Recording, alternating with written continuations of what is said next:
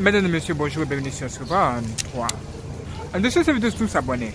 Si vous n'êtes pas abonné, veuillez cliquer là-dessus. Abonnez-vous et activez la cloche pour ne pas manquer surtout nos prochaines vidéos. Et si vous n'êtes pas abonné sur notre troisième chaîne, veuillez cliquer également sur Scribble 3 pour avoir accès à notre page d'accueil et vous pouvez vous abonner tout simplement sur notre troisième chaîne. Ce qui suit, c'est un témoignage puissant, même plus puissant que puissant. Pour bien le regarder, pour bien découvrir les choses à l'intérieur, vous devez absolument prier et demander à Dieu de vous soutenir dans cette dimension-là. Mes frères et sœurs, nous devons découvrir qu'il y a des choses terribles qui existent et nous avons besoin d'être bien informés sur la chose. Soyez prêts pour la prochaine vidéo. Si vous avez aimé la vidéo, cliquez sur j'aime et partagez-la. Préparez-vous aussi, ça va être extraordinaire.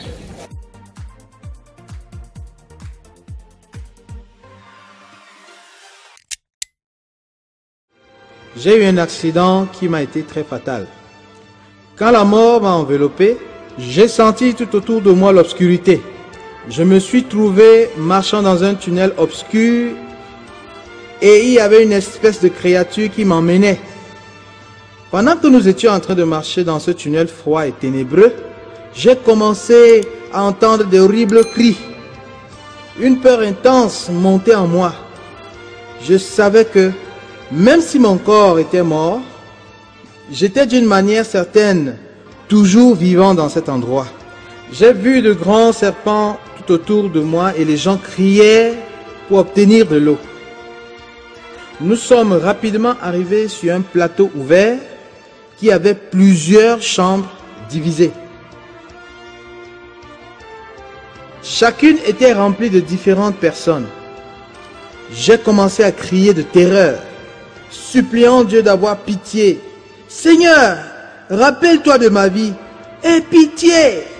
Une terreur intense enveloppa mon âme. Ma vie entière défilait devant mes yeux.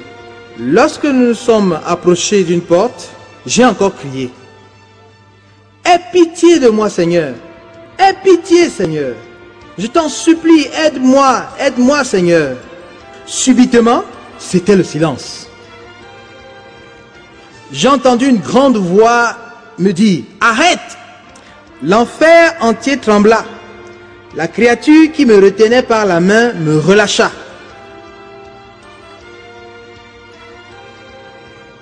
Je ne suis pas le Dieu des adultères. Je ne suis pas le Dieu des fornicateurs. Je ne suis pas le Dieu des menteurs. Pourquoi m'appelles-tu Seigneur si je ne suis pas le Dieu des orgueilleux? J'ai senti que j'allais être réduit en poussière. Mais après quelques instants, la voix de Dieu s'est radoucie. Viens, et je vais te montrer ce qui se passe dans cet endroit. Tous ceux qui n'ont pas voulu suivre mon chemin et qui ont marché selon les imaginations de leur propre cœur. Nous sommes ensuite allés dans un endroit où j'ai vu une femme assise sur une chaise qui tombait. On entendait des gémissements horribles partout. Elle semblait être bien, mais ensuite son corps se transforma en une sorcière et elle criait d'agonie, brûlant dans les flammes. Elle demanda grâce, mais le Seigneur me dit: le salaire du péché, c'est la mort. Et ceux qui arrivent dans cet endroit n'en sortiront jamais. Le Seigneur m'a montré beaucoup de gens désobéissants. Plusieurs étaient membres d'une église chrétienne. Ils pleuraient et imploraient la pitié du Seigneur, mais il n'y avait plus de miséricorde. La miséricorde ne peut être trouvée que pendant la vie sur la terre. Une fois mort, la miséricorde n'est plus possible. Et comme il est écrit, et comme il est réservé aux hommes de mourir une seule fois, après quoi vient le jugement. Hébreux 9, 27. Jésus me montra aussi un endroit qui ressemblait à de l'huile bouillante, et des personnes y souffraient, brûlant dans les flammes, tout en essayant d'en sortir. Mais les démons les renvoyaient à l'intérieur. Nous avons marché jusqu'à un endroit où se trouvaient des gens qui avaient entendu la parole de Dieu, mais n'avaient jamais voulu se repentir. J'ai même vu des pasteurs, des évangélistes, croyants et des missionnaires. Ils étaient tous là pour différentes raisons. J'ai même vu un pasteur qui n'avait jamais cru à la puissance du Saint-Esprit, au parler en langue, la guérison dans le baptême du Saint-Esprit. Il implorait la pitié et demandait juste une seule autre chance de proclamer au monde que le parler en langue est réel, que le Saint-Esprit est réel et que l'évangile donne une réelle liberté. Mais c'était trop tard pour lui. Il ne pourrait jamais en sortir, même s'il avait été pasteur. La chance de se repentir était uniquement possible sur la terre. J'ai aussi vu un missionnaire en enfer. Il était là parce qu'il avait demandé de l'argent pour ouvrir une mission en Afrique, mais il avait gardé la moitié de l'argent pour lui. Maintenant, il implorait la pitié et une autre chance de restituer l'argent qui n'était pas le sien. Quand il a vu que Jésus ne pouvait l'aider, il a maudit Jésus. J'ai vu des gens qui étaient dans l'église, louant Dieu. Mais maintenant, ils criaient, demandant la pitié pour les péchés dont ils n'avaient pas voulu se repentir. Ils avaient perdu toute la chance de pouvoir le faire avant leur mort.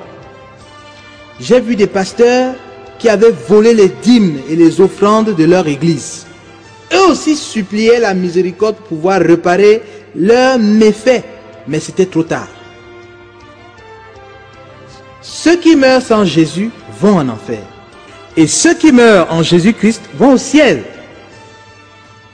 Beaucoup croient que mourir, c'est cesser d'exister. Cela s'appelle l'annihilationnisme. Mais, après la mort, votre vraie vie commence. Soit dans la gloire de Dieu, soit dans la honteuse condamnation éternelle. C'est pour vous le temps maintenant de faire votre choix. Réfléchissons soigneusement sur l'endroit où nous voulons passer notre éternité. Voulez-vous passer votre éternité en enfer ou dans la gloire de Dieu? La balle est dans votre camp. Nous avons continué à marcher vers un autre horrible endroit, là où se trouvaient les démons de tout type et de toute forme. Certains n'avaient qu'un seul bras, qu'un œil et une jambe amputée. Leur face était comme la moitié d'un visage humain, mais le reste était vide. J'ai demandé au Seigneur, « Seigneur, qu'est-ce que c'est que ça ?» Et il dit, « Ce sont des démons de destruction dans les foyers des perdus. Ce sont les démons qui vont détruire et détruire sans repos, jour après jour. Le tourment dans cet endroit est terrible. Les âmes se rappellent toujours ce qu'elles ont fait sur terre, juste comme dans la parabole de l'homme riche et de Lazare. L'homme riche pouvait se rappeler qu'il avait un père et 5 frères. Vous vous rappelez de toutes les choses que vous avez faites durant votre vie, bonnes et mauvaises. Vous vous rappelez de vos proches et cela fait partie du tourment parce que vous ne voulez absolument pas qu'ils finissent en enfer aussi. Aujourd'hui, il y a plusieurs personnes qui prêchent l'évangile, avertissant ceux qui vivent sur la terre à se repentir. Le seul qui puisse sauver, c'est Jésus, qui se trouve à la droite de Dieu le Père, toujours prêt à nous sauver. Il n'y a pas de salut en aucun autre, car il n'y a sous le ciel aucun autre nom qui ait été donné parmi les hommes par lequel nous devions être sauvés. Crois seulement en Jésus. J'ai aussi vu des enfants en enfer. J'ai vu ces 2 enfants qui disaient à leur mère, « Pourquoi ne nous as-tu pas amenés à l'école du dimanche? Pourquoi ne nous as-tu pas permis d'aller à l'église ?» Ils ont maudit leur mère parce qu'elle ne leur avait jamais permis d'entendre l'évangile. Même aujourd'hui, mon âme est remplie de douleur et de terreur quand je me rappelle de ces jeunes enfants en enfer. J'en ai vu qui sont âgés entre 12 et 14 ans.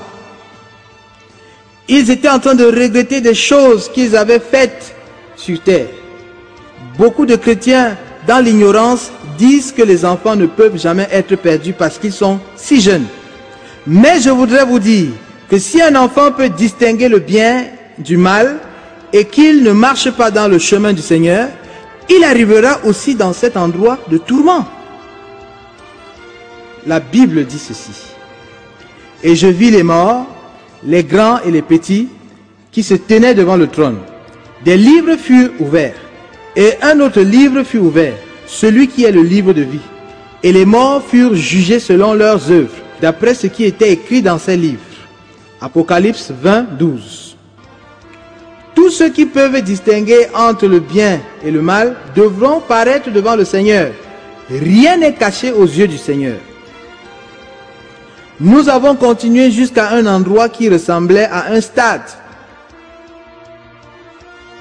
Des démons se riaient des âmes perdues. Ils se moquaient d'elles et tourmentaient ceux qui avaient été créés à l'image de Dieu. Les démons coupaient les parties des corps des gens et les cachaient. Et ceux-ci étaient obligés ensuite de les chercher. Les démons prenaient un plaisir sadique en infligeant la douleur. Comme il est écrit, le voleur ne vient que pour dérober, égorger et détruire. Jean 10, 10. Les gens avaient désespérément soif d'eau, mais il n'y en avait pas. Ils regrettaient même le jour de leur naissance. Mais le pire sentiment était ressenti par ceux qui avaient connu Jésus, mais s'en étaient éloignés.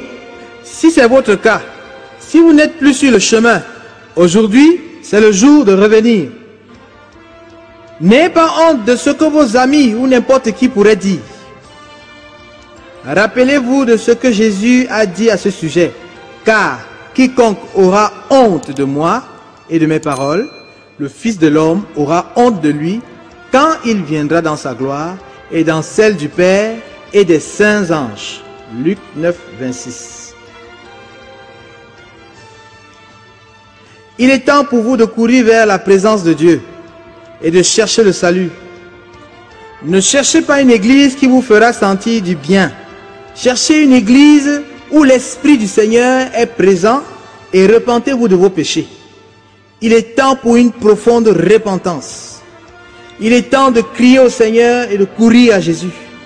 S'il y a des péchés que vous n'avez pas confessés, votre âme est en danger.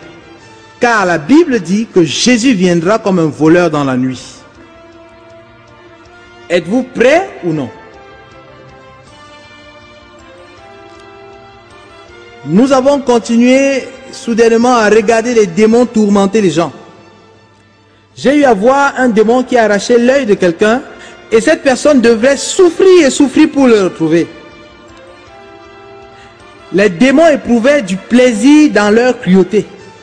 À certains, ils arrachaient des jambes et des bras.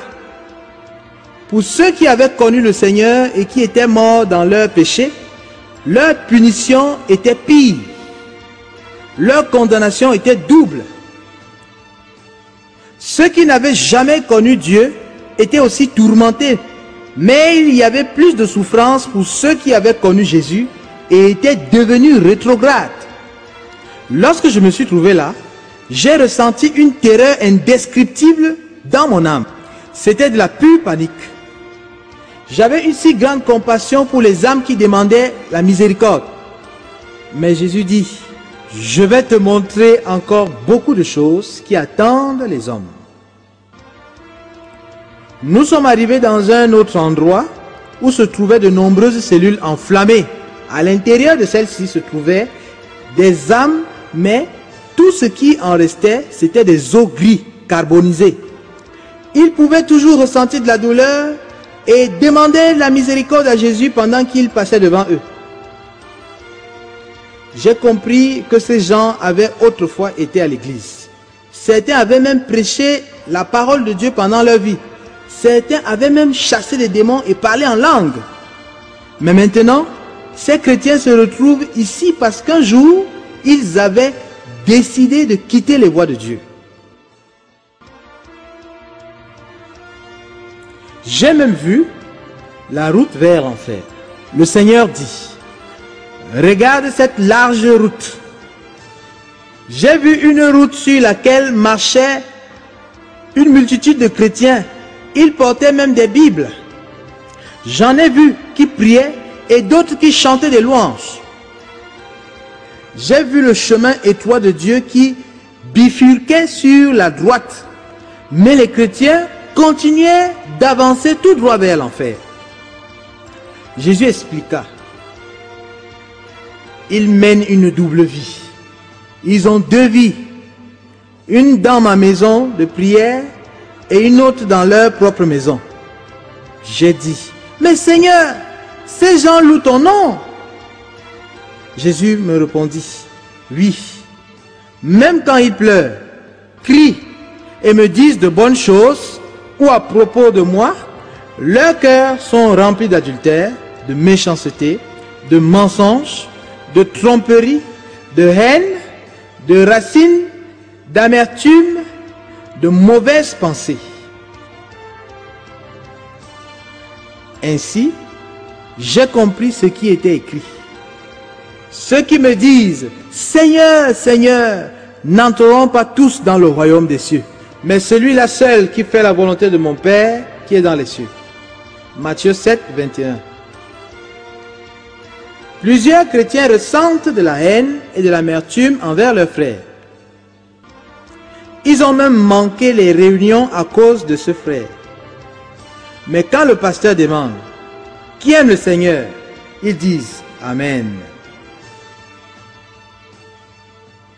La Bible dit que ceux qui haïssent leurs frères sont comme les meurtriers et aucun meurtrier n'entrera dans le royaume des cieux. Il est écrit, mais moi je vous dis que quiconque se met en colère contre son frère mérite d'être puni par les juges. Que celui qui dira à son frère Raka mérite d'être puni par le Sanhédrin. Et que celui qui dira insensé mérite d'être puni par le feu de la géhenne. Matthieu 5, verset 22. Ses frères auront de profonds regrets quand le Seigneur reviendra. La Bible nous dit, tu ne haïras point ton frère dans ton cœur. Tu auras soin de reprendre ton prochain, mais tu ne te chargeras point d'un péché à cause de lui. Tu ne te vengeras point, et tu ne garderas point de rancune contre les enfants de ton peuple. Tu aimeras ton prochain comme toi-même. Je suis l'Éternel. Lévitique 19, 17, 18. C'est tellement triste quand ceux qui servent le Seigneur n'arrivent pas au ciel. Vous avez sérieusement besoin de méditer cela et vous demander, suis-je prêt pour le Seigneur? Suis-je réellement en train de faire sa volonté? Ma vie plaît-elle à Dieu? Vous avez encore le temps de tourner votre cœur vers Dieu et ainsi échapper à l'enfer. Certains ne se dérangent même pas à savoir où est-ce qu'ils vont aller. Ils veulent simplement jouir de cette vie. Mais je vous le dis, passer du temps avec Jésus, non avec une femme, c'est cela jouir de la vie. Passer du temps dans la maison du Seigneur et non dans un bar, c'est cela la vie. Il nous faut demander à Dieu sa miséricorde pour ceux qui sont en train de marcher sur le chemin du péché et de la mort. En enfer, nous avons vu beaucoup qui pensaient vivre une vie sainte sur terre.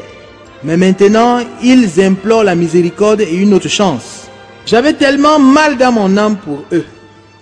Nous avons aussi vu une femme qui faisait comme si elle lisait la parole de Dieu et prêchait sur Jean 3,16. Et elle dit, « Car Dieu a tant aimé le monde qu'il a donné son Fils unique, afin que quiconque croit en lui ne périsse point, mais qu'il ait la vie éternelle. » Jésus dit qu'elle était ici, parce qu'elle n'a jamais pu pardonner à son mari. Elle n'est jamais parvenue à pardonner à son mari. Cette femme avait été pasteur d'une église évangélique pendant 35 ans et maintenant, elle est en enfer. Elle implorait une autre chance de pardonner à son mari. La Bible nous avertit. Accorde-toi promptement avec ton adversaire pendant que tu es en chemin avec lui, de peur qu'il ne te livre au juge, que le juge ne te livre à l'officier de justice et que tu ne sois mis en prison. Matthieu 5, verset 25. Heureux les miséricordieux, car ils obtiendront miséricorde. Matthieu 5, verset 7. Si vous êtes quelqu'un qui pleure dans la présence du Seigneur, vous êtes toujours sous la grâce et la miséricorde. Mais si vous ne pouvez plus pleurer ou prier, si vous avez arrêté votre vie de prière, vous êtes en grand danger. Le pardon est quelque chose de spécial et cette femme n'a jamais pardonné. Après 35 années de dur labeur pour Dieu, elle a tout perdu à la fin. Méditez sur cela et assurez-vous de pardonner à tous. Comment voulez-vous passer votre éternité? Mon frère me disait souvent, quand je mourrai, j'irai en enfer et je laisserai les démons me tourmenter. Mais je remercie Dieu qu'il se soit repenti de ses croyances stupides, car le jugement de Dieu l'a rejoint. Pendant que j'enregistre ce message, il est actuellement atteint de sida. Il a imploré Dieu et a finalement donné son cœur à Jésus. Il ne pense plus de la même manière maintenant et ne veut pas aller dans cet endroit de tourment. Heureusement, mon frère a accepté Jésus comme son sauveur.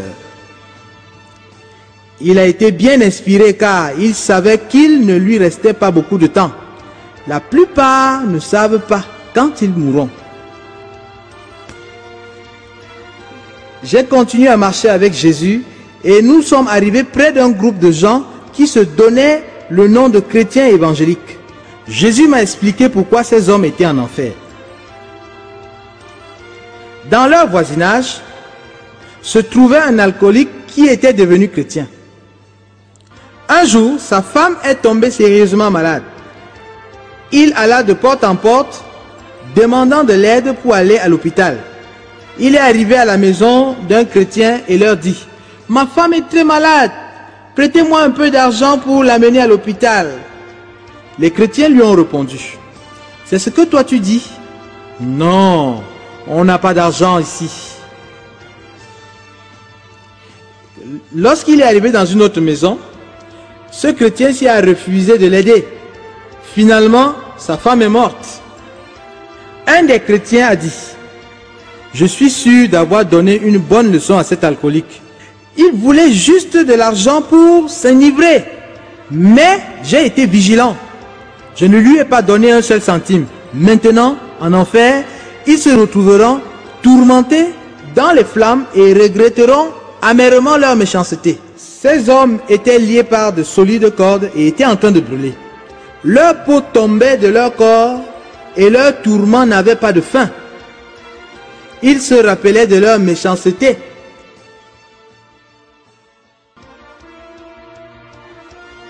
Un chrétien fier. Écoutez-moi attentivement s'il vous plaît. J'étais aussi un chrétien évangélique. J'ai prié pour les malades et Dieu les a guéris. J'ai prié pour les paralytiques et Dieu les a relevés. J'ai chassé les démons et parlé de nouvelles langues. Mais j'avais un esprit d'orgueil qui me faisait voir mon pasteur spirituellement inférieur à moi. J'ai vu beaucoup de miracles dans mon ministère, plus que mon pasteur. J'ai commencé à croire que c'était moi, que j'étais celui qui accomplissait les miracles. Dans mon orgueil vain, je pensais être super doué, quelqu'un de spécial. Je ne comprenais pas ce qu'était la miséricorde de Dieu dans ma vie. Quand je me suis retrouvé en enfer, Dieu m'a dit, « Je ne suis pas le Dieu des orgueilleux. » Beaucoup d'entre nous se tiennent devant l'autel de Dieu, remplis d'orgueil et de vaine gloire. Beaucoup de ceux qui chantent des louanges de Dieu sont remplis de fierté. Beaucoup de serviteurs de Dieu qui prêchent sa parole et qui sont puissamment utilisés par Dieu pensent qu'ils sont vraiment importants. Beaucoup de ceux qui travaillent dans la délivrance sont remplis de fierté. Je veux vous dire que Dieu voit tout et connaît votre cœur. Si la vaine gloire, la fierté, l'arrogance sont dans ton cœur, si tu regardes ton frère, pasteur, et que sais-je encore, avec dédain, s'il te plaît, repens-toi de tes péchés au plus vite. Cela est beaucoup mieux d'être humilié devant les hommes que d'être humilié dans la présence du Seigneur. Je voudrais que tu vois cet endroit comme je l'ai vu. Je voudrais que tu entendes les cris des damnés, que tu ressentes la terreur comme je l'ai fait et que tu vois leur jugement final, alors tu comprendras. Nous avons continué à marcher jusqu'à atteindre une espèce de salle d'attente. Nous avons vu un démon en train de crier et d'autres se présenter devant lui. Deux d'entre eux étaient sous la forme de très belles femmes. Leur travail était de détruire les ministères en conduisant les responsables dans le péché. Ceux qui servent le Seigneur doivent être attentifs au piège de Satan. Il veut détruire vos vies et va utiliser les personnes qui vous sont proches et qui ne marchent pas avec Jésus. Ils peuvent devenir des instruments de Satan. Satan a aussi des démons déguisés en hommes. Ils vont dans les églises à la recherche de jeunes filles et même des mariés pour les conduire dans le péché, détruisant mariage et vie. En enfer, j'ai vu un homme qui avait blasphémé contre le Saint-Esprit. Il demandait la miséricorde en criant de douleur. Il y avait des vers partout sur son corps et son visage. Il essayait de les enlever, mais il y en avait toujours plus. Sa douleur était insupportable. Cet homme se tracassait au sujet des membres de sa famille qui arrivaient ici.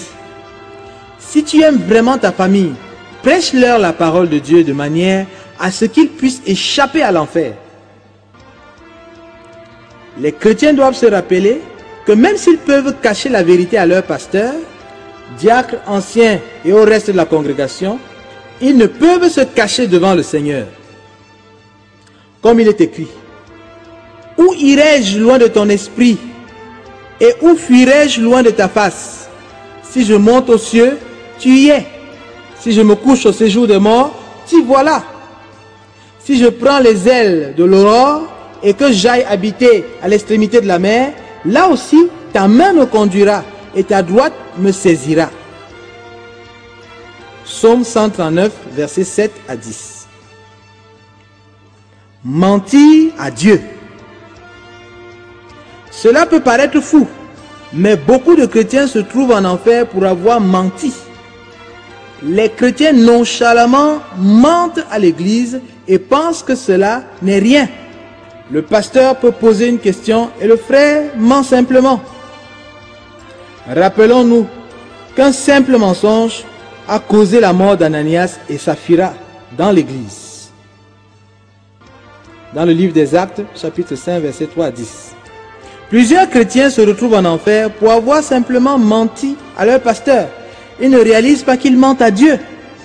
La Bible nous avertit, ni les impudiques, ni les idolâtres, ni les adultères, ni les efféminés, ni les infâmes, ni les voleurs, ni les cupides, ni les ivrognes, ni les outrageux, ni les ravisseurs n'hériteront le royaume de Dieu. Vous devez réaliser que même si vous prétendez être chrétien, vous pouvez être encore impur aux yeux de Dieu si vous continuez à pécher. J'étais utilisé par Dieu, mais j'avais toujours un cœur rempli de vaine gloire. Il est toujours temps de se repentir et de renouveler son cœur et son intelligence. Si vous êtes un chrétien tiède, rétrograde ou vivant une double vie, baissez votre tête devant Dieu et implorez son pardon avec le désir de vouloir vous détourner de vos mauvaises actions. Si vous ne connaissez pas Jésus, priez et demandez-lui de vous pardonner, de venir dans votre cœur et acceptez-le comme sauveur. Ne perds plus de temps. Mon cher ami, ne sois pas un chrétien qualifié pour l'enfer.